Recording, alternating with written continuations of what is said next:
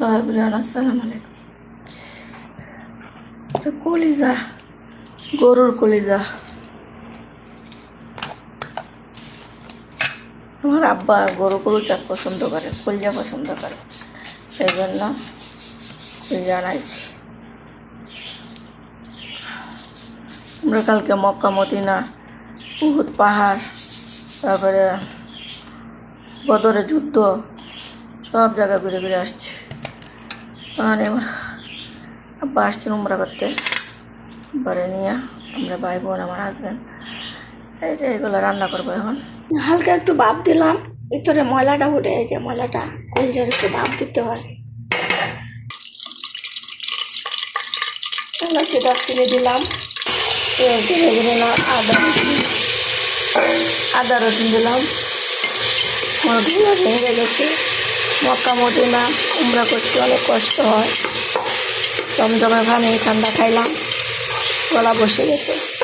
মক্কা গেছি, মদিনা গেছি, উট পাহাড় দেখছি, বদরের যুদ্ধে সাহাবীরা যেখানে শহীদ হয়েছেন কবরস্থান জিয়ারত করলাম। তারপরে মদিনা,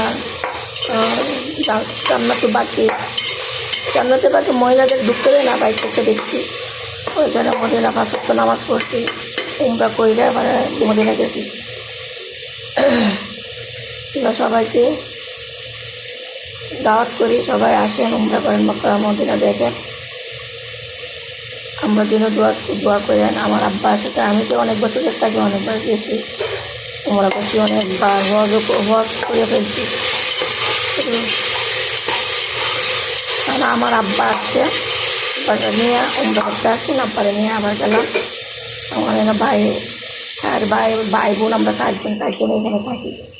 আমার হাজব্যান্ড, সবাই মিললে, তারপর তো ভাই আছে, সবাই মিললে আমরা গেছি একসাথে।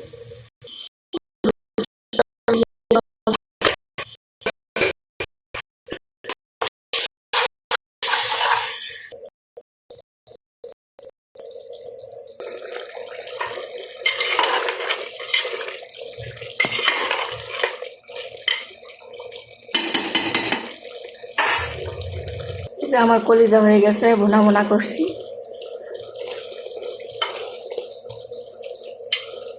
আমার খুব পছন্দ কলিজা, কিন্তু সৌদি আরবের কলিজা ভালো পাই না, মজা লাগে না বেশি। আমাদের দেশে কলিজা নরম না, এই দেশে কলিজা শক্ত, মানে কামড়া লাগে। আমার দেশে খাইতে মজা লাগে, মাটি করে ওই যে মুখের মধ্যে খাইয়া যায়, তেমন না। এই জন্য অনেক সময় ইচ্ছা করে না। তারপরে চলে যাবো, তো আমার আব্বা আসছেন, যায় আব্বা কলিজা রিস্ক খাইতে পছন্দ করে, ওর জন্য আনাইছি।